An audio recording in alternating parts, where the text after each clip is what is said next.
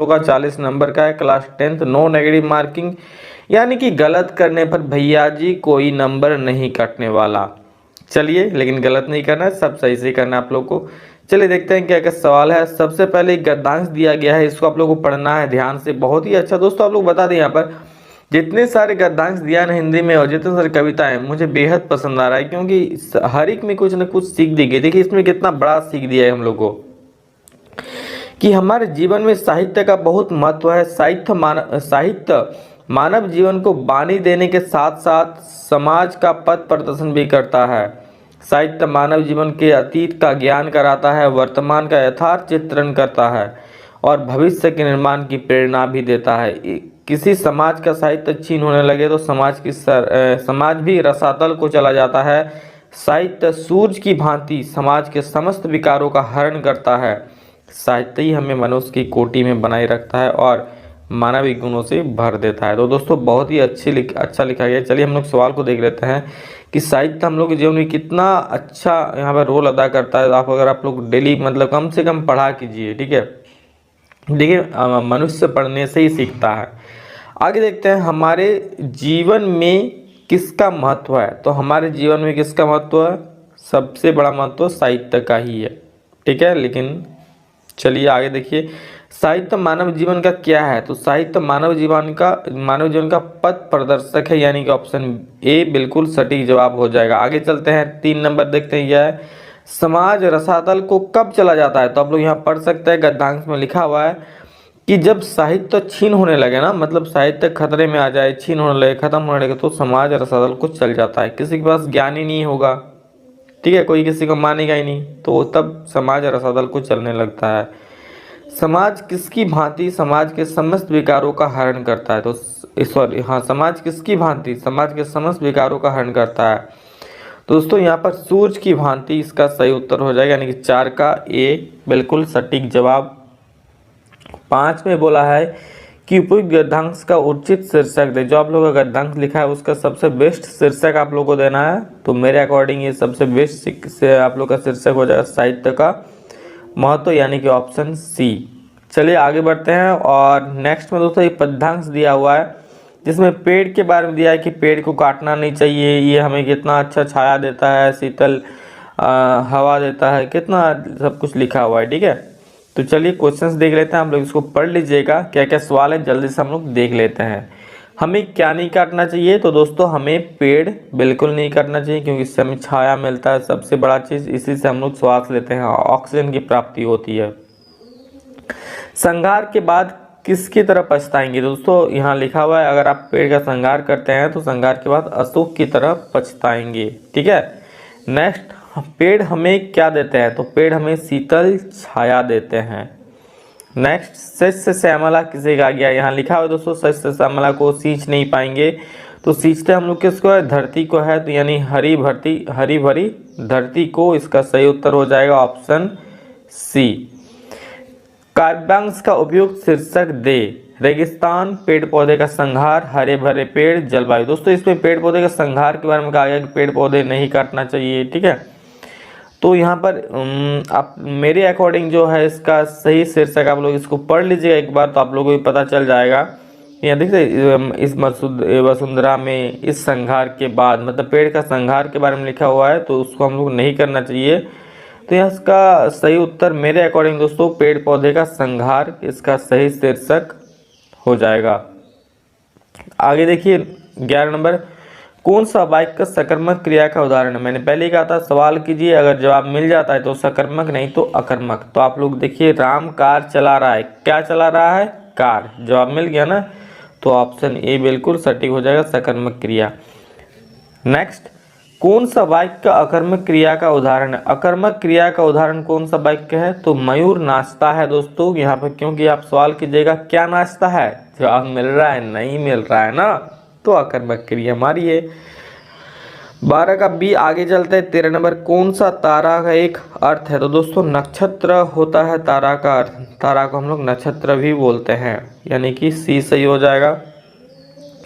2 या 2 से अधिक पदों के मेल को हम लोग क्या बोलते हैं, क्या कहते हैं? 2 या 2 से अधिक पदों को मेल को, तो दोस्तों इसको हम लोग बोलते हैं समास, यानी कि ऑप्शन बी बिल्कुल सही हो जाएगा। ठीक है, समास क्या होता है? किसी भी चीज का संक्षिप्त रूप होता है। आगे चलते हैं। 15 आजीवन कौन सा समास है? देखिए पहले आ लगा हुआ है, मतलब अव्यय यूज किया गया है, तो यहाँ पर क्या हो जाएगा? अव्यय भाव समास हो जाएगा। ऑप्शन ए बिल्कुल सटीक जवाब। नेक्स्ट क्वेश्चन, नीला है जो कंठ। ठीक है, तो दोस्तों इसका उत्तर आप लोग कमेंट में जरूर बोलिएगा, और समास का मैं अलग से वीडियो लाऊंगा, आप लोगों चिंता मत कीजिए। तो ये नीला है जो कंठ किस प्रकार का समास विग्रह है? कमेंट में सभी लोग जरूर बोलेंगे। आगे चलते हैं। राजकुमार इस शब्द में कौन सा समास है? राजकुमार यानी कि राजा का कुमार। ठीक है, तो इसका सही समास सही हाँ कौन सा समास हो जाएगा? तो दोस्तों इसका सही समास हो जाएगा तत्पुरुष समास। ठीक है, ऑप्शन ए सही हो जाएगा। आगे चलते हैं। 17 का ए हो गया। 18 नंबर चलते हैं। जो जैसा करता है वो ऐसा ही पाता है, रचना का आधार और वाक्य का भेद बताएं। देखिए जो जैसा करता है वो ऐसा ही पाता है, मतलब ये क्या, दो वाक्यों को मिला गया, यानी कि मिश्र वाक्य हो जाएगा। ठीक है, एक प्रधान वाक्य है, एक आश्रित वाक्य है, तो यहाँ मिश्र वाक्य हो जाएगा। नेक्स्ट 19 नंबर देखिए।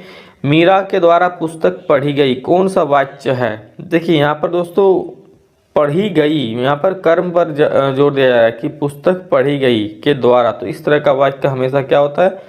कर्म वाच्य होता है। ठीक है, अगर मीरा पुस्तक पढ़ रही है, मीरा पढ़ रही है, तो क्या हो जाएगा? तब ये होता है कर्तृवाच्य। नेक्स्ट देखिए क्या हो गया।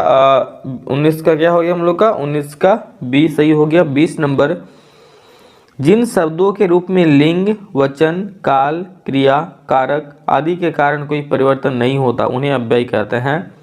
अव्यय को दूसरे किस नाम से, मतलब अव्यय को हम लोग दूसरा किस नाम से जानते हैं? उसको दूसरा क्या चीज़ कहते हैं? तो दोस्तों उसको अभिकारी भी कहते हैं। ऑप्शन बी सही हो जाएगा 20 का। आगे चलते हैं दोस्तों। एक हारिल, यहाँ पर श्री कृष्ण और गोपियों का प्रेम से संबंध में कुछ यहाँ पर जो कुछ लाइनें यहाँ पर लिखा गया है।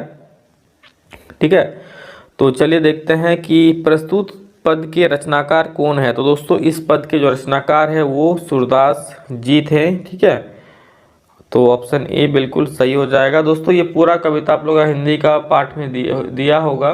ठीक है, हिंदी के बुक में, तो वहाँ आप लोग पढ़ सकते हैं। आगे देखते हैं 22 नंबर क्या है। गोपियों की दशा किस पक्षी की तरह हो गई? तो दोस्तों गोपियों की दशा हारिल पक्षी की तरह हो गई। ये सवाल देखिए आप लोग हर एक बार आ ही रहा है। मतलब क्या हो रहा है ना कि श्री कृष्ण के प्रेम में इस तरह डूबी हुई है गोपियाँ, जिस तरह से हारिल का पक्षी हमेशा अपने पंजों से कभी भी लकड़ी को नहीं छोड़ता है, लकड़ी का टुकड़ा लिए रहता है, उसी प्रकार गोपियों की दशा भी हारिल की तरह होगी कि वो श्री कृष्ण के प्रेम से हट नहीं पा रहे हैं। ठीक है, गोपियों को उद्धव द्वारा दिया गया योग का ज्ञान किसके समान लगता है? तो गोपियों को तो उद्धव द्वारा दिए गए प्रेम का समान कड़वी ककड़ी के समान लग रहा है। मतलब वो लोग क्या प्रेम के आस में था, लेकिन उसको क्या दिया जा रहा है कि योग का ज्ञान दिया जा रहा है। तो दोस्तों उनको योग का ज्ञान नहीं, उनको प्रेम चाहिए था, लेकिन उनको नहीं मिला, इसलिए कड़वी ककड़ी के समान लग रहा था। गोपियाँ जगते सोते समय दिन रात किसका नाम जपती है? ये तो आप लोग को बहुत अच्छे तरह से फील कर पा रहे हैं वाला चीज़ को। तो किसका? श्री कृष्ण का नाम जपते थे। ठीक है, चलिए 25 नंबर देखते हैं। यह दंतुरित मुस्कान कविता के कवि का नाम क्या है? यह दंतुरित मुस्कान में कवि का नाम क्या है? दोस्तों इस कवि का नाम है नागार्जुन, यानी कि 25 का जो सही उत्तर हो जाएगा वो हो जाएगा ऑप्शन नंबर सी नागार्जुन। आगे देखते हैं क्या है।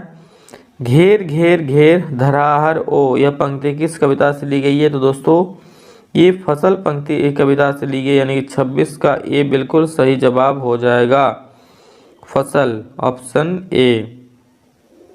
आगे देखिए, अट नहीं रही कविता में किसकी आभा हट नहीं रही है? तो दोस्तों अट नहीं रही कविता में यहाँ पर बादलों की आभा हट नहीं रही है, यानी कि ऑप्शन सी सही हो जाएगा। तो नेक्स्ट क्वेश्चन हम लोग का क्या है देख लीजिए कि यह दंतुरित मुस्कान में कवि को एकटक कौन निहार रहा है? तो इसका सही उत्तर दोस्तों हो जाएगा शिशु, यानी कि शिशु कवि को एकटक निहार रहा है, ऑप्शन बी बिल्कुल सटीक जवाब हो जाएगा। आगे चलते हैं दोस्तों, यहाँ पर गद्यांश को ध्यान में पढ़ोगे, आप लोग को 29 से 32 तक का आंसर देना है। चलिए देखते हैं, गद्यांश को पढ़ लीजिएगा। देखिए बाल गोविंद भगत के बारे में कहा गया है कि बाल गोविंद भगत मंझोले कद के गोरे चिट्टे आदमी थे, 60 के ऊपर के ही होंगे, बाल पक गए थे, लंबी दाढ़ी या जटाजूट तो नहीं रखते थे, किंतु हमेशा उनका चेहरा सफ़ेद बालों से ही जगमग किया रहता। तो इसको पढ़ लीजिएगा आप लोग। इसका आंसर हम लोग देख लेते हैं। क्या आंसर देख लीजिए, बाल गोविंद भगत कैसे कद के थे। तो दोस्तों बाल गोविंद भगत यहाँ पर क्या मंझोले कद के थे, आप लोगों को लिखा हुआ है, तो यहाँ देख लीजिए। नेक्स्ट, बाल गोविंद भगत की उम्र कितनी होगी, तो 60 से ऊपर की होगी, यहाँ लिखा हुआ आप लोग देख सकते हैं ऊपर में। बाल गोविंद भगत की टोपी कैसी थी, तो दोस्तों बाल गोविंद भगत की टोपी आप लोग देख सकते हैं, ठीक है। यहाँ देखिए लिखा हुआ है आंसर में कि हाँ टोपी, यहाँ पर देखिए कहीं लिखा होगा, हाँ कबीरपंथी हो किसी कनपटी टोपी, यानी कि कबीरपंथी जैसा, ठीक है। तो ऑप्शन नंबर 20 सही हो जाएगा इसका। नेक्स्ट, बाल गोविंद भगत गले में कैसी माला बांधे रहते थे, तो यहाँ चेक कीजिए, आप लोग को सारा आंसर मिल जाएगा, सब कुछ यहाँ ही बहुत आसान दोस्तों दिया रहे हैं। देखिए यहाँ पर तुलसी की जड़ों की एक बेडोल माला बांधे रहते थे, मतलब सब कुछ आंसर आप लोग को यहीं मिल जाएगा, ठीक है। तो बाल गोविंद भगत गले में कैसी माला, तो तुलसी की जड़ों का एक बेडोल माला, यानी कि बी सही हो जाएगी। नेक्स्ट 33 देखते हैं, बाल गोविंद भगत पाठ के लेखक कौन है। तो दोस्तों बाल गोविंद भगत जो पाठ है उनके लेखक है राम वृक्ष बेनीपुरी, यानी कि 33 का इसका सही उत्तर हो जाएगा सी। दोस्तों मैं आप लोगों को हर बार कह रहा हूँ कि जितने सारे आप लोग का पाठ है सभी का कम से कम लेखक का नाम और कवि का नाम जरूर याद कर लिए, इससे सवाल आप लोग का फिक्स है ही। क्योंकि बाकी सब तो आप क्वेश्चंस पढ़ के निकाल लीजिएगा इसका सवाल, लेकिन पाठ के जो लेखक का नाम हो तो नहीं लिखा रहेगा ना, तो उसको याद कर लीजिए। देखिए चैप्टर में मैक्सिमम क्वेश्चंस क्या है कि आप लोग का कुछ यहाँ पर पैसेज टाइप का दिया हो उसको पढ़ के आंसर देना है, ठीक है, मैक्सिमम क्वेश्चंस। और कुछ है जो आपको पाठ पढ़ना पड़ेगा, लेकिन जो पाठ का लेखक का नाम है वो आपको हर एक गद्यांश में दिया हुआ है, तो इसको अच्छे से पढ़ लीजिए। जो आप लोग किताब है उसमें से याद कर लीजिए, और अगर आप चाहते हैं तो मैं इसका अलग सा वीडियो बना दूंगा, उसको देख लीजिएगा, ठीक है। हालदार साहब कस्बे से क्यों गुजरते थे, तो दोस्तों हालदार साहब कस्बे से क्यों गुजरते थे, कंपनी के काम के सिलसिले में गुजरते थे, यानी कि ऑप्शन डी सही हो जाएगा। नेताजी का चश्मा पाठ में कैप्टन कौन है, तो कैप्टन दोस्तों वहाँ पर कौन है, कैप्टन चश्मे वाला जो हर रोज चश्मा बदल दिया करता था,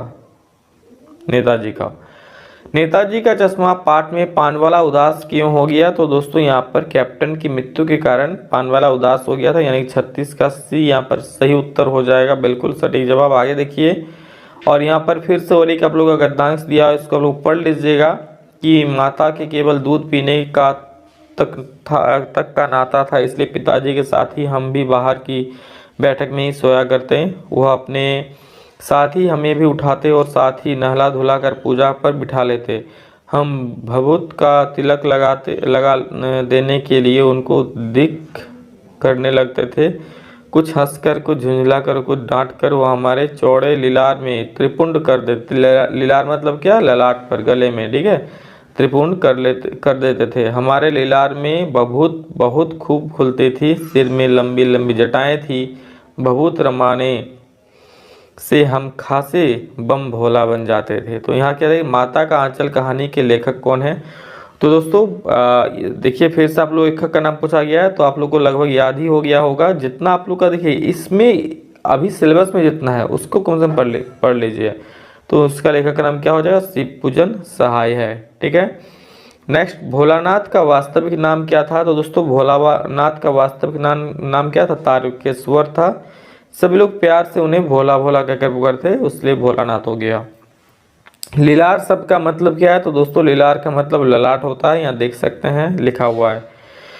भोलेनाथ के सिर में क्या थी, तो दोस्तों भोलेनाथ के सिर में लंबी जटाएं थी, यहाँ देख सकते हैं। इसका लिखा हुआ है ना कि यहाँ देखिए, यहाँ लिखा है बहुत लंबी सिर में लंबी जटाएं थी, तो इसका क्या आंसर हो जाएगा, लंबी जटाएं थी। 40 का ऑप्शन नंबर सी बिल्कुल सही जवाब हो जाएगा। तो दोस्तों ये था आप लोग का टोटल का उत्तर, और इसी के साथ दोस्तों आप लोग का हिंदी मॉडल पर समाप्त होता है। सभी को प्लीज़ रिक्वेस्ट करते हैं शेयर कर दीजिए ताकि सभी को के पास ये पहुंच सके। बहुत सारे बच्चों के पास ये नहीं पहुंच पाता है, जिसकी वजह से एग्ज़ाम अच्छा नहीं जा पाता, इसलिए सभी को शेयर कर दिया ताकि सभी को पता चले और सभी का एग्ज़ाम अच्छा जाए। देखिए एग्ज़ाम किसी का आप अच्छा कीजिएगा तो आपको भी ज़रूर अच्छा होगा, इसलिए अच्छे से पढ़िए, अच्छे से सभी को शेयर कीजिए, ठीक है। चलिए दोस्तों, अभी के लिए इतना ही। पहली बार आए तो सब्सक्राइब कर लीजिएगा और एक प्यारा सा कमेंट जरूर कर दीजिएगा, लाइक तो कर ही दीजिए। चलिए अभी के लिए इतना ही, फिर मिलता है नेक्स्ट वीडियो में, तब तक के लिए जय हिंद,